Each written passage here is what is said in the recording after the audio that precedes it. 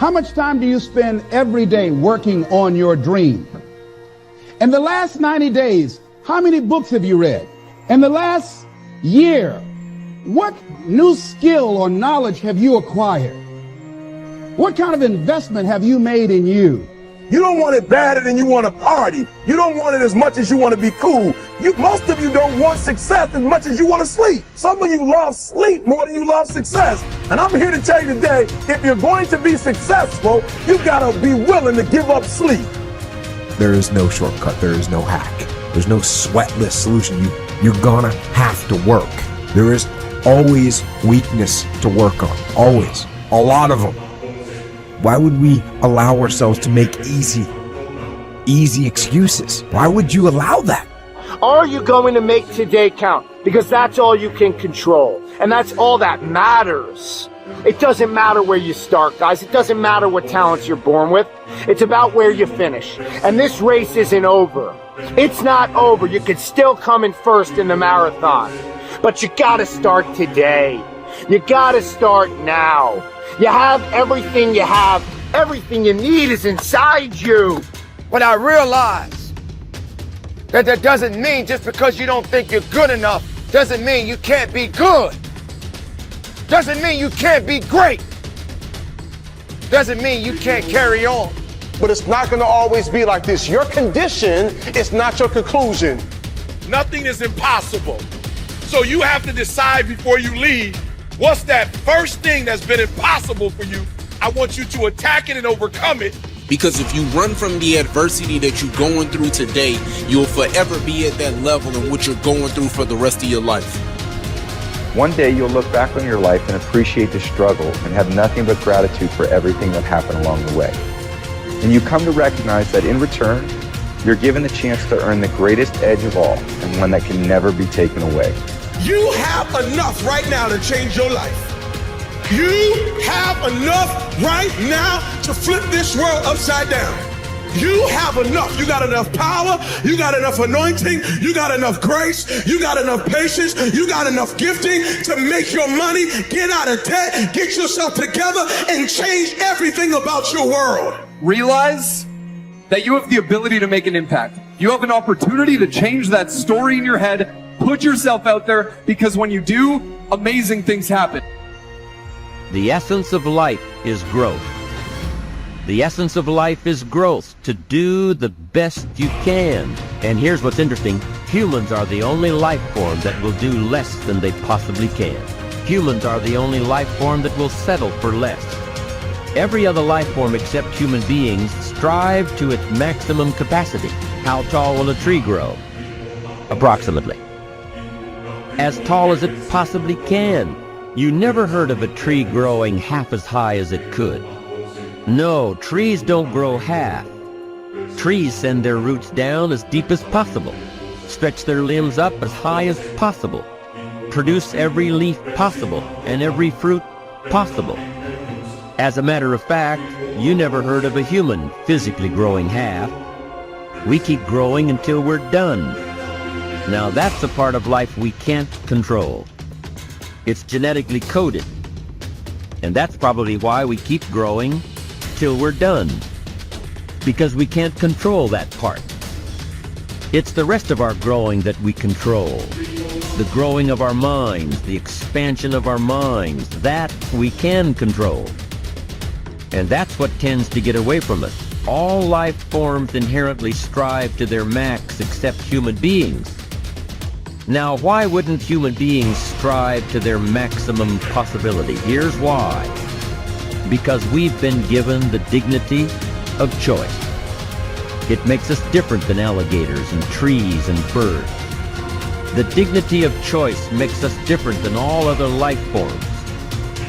And here's the choice: to become part of what we could be, enough to get by, or to become all that we can be.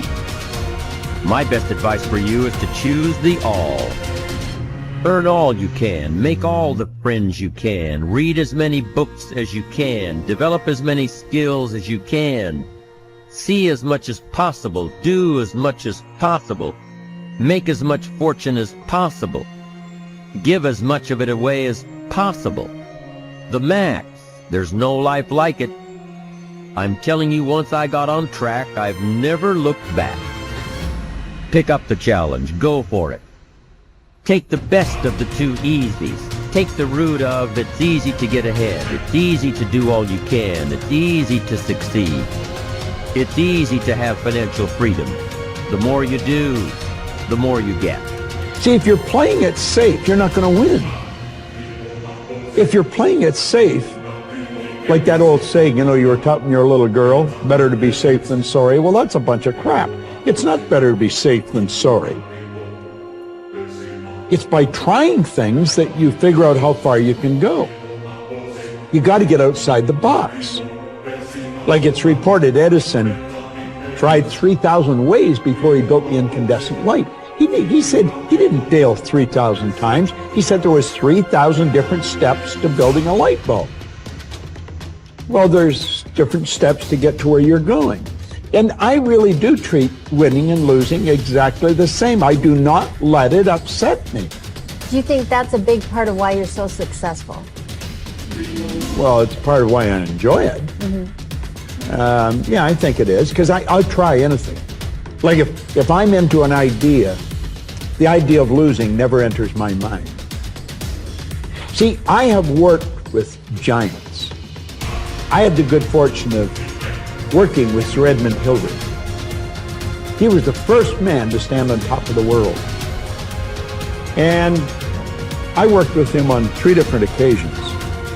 And the only difference in Ed Hillary and Bob Proctor is in his size. Now, he's gone now, but he was a big man. When he shook hands with me, his hand wrapped right around mine. I felt like a dwarf, you know.